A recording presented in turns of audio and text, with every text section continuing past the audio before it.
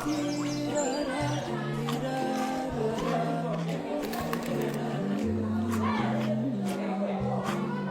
কি জানিস এবার আমরা 1 লাখ টাকা এটা তো কিছুই না ভাই, আমরা তো এবার একটা 1.5 লাখ টাকার গরু কিনছি পুরো হাতির মতো। আমরা এবার একটা ছাগল কিনেছি।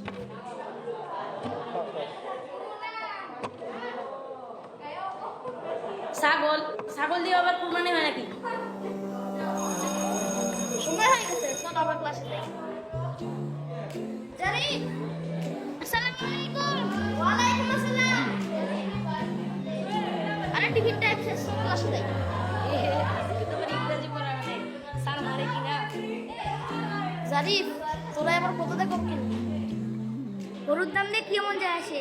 তুই কি জিরোজ মাসের প্রথম 10,000 কথা জানিস? আমার সাইকেলে হাওয়া নেই, আমার সাইকেলকে হাওয়া দিতে হবে।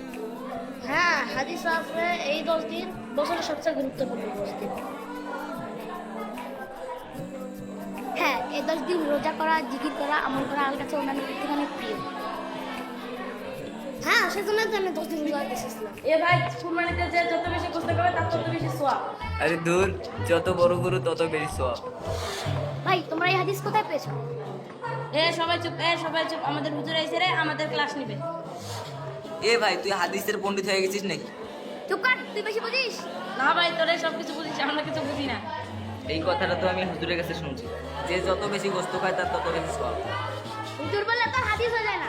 ভাই তুই এত জ্ঞান দিস, তুই কি হাদিস পণ্ডিত হয়ে গেছিস? We only believe what is proved in. চুপ থাক ভাই। তুই চুপ থাক, তুই উল্টাপাল্টা হাদিস বলিস। হ্যাঁ, এগুলো কি জানিস না কিছু? কি হাদিস? ভাই তুই কি বেশি পণ্ডিত হয়ে গেছিস? পণ্ডিত হয়ে গেছি মানে? তোমাদের কি হয়েছে? তোমরা ঝগড়া করতেছো কেন? স্যার, এরা উল্টাপাল্টা হাদিস বলছে। না স্যার, আমরা ঠিকই বলতেছি, জারিফরা এসে আমাদের সাথে ঝগড়া করতেছে। ভালো কথা।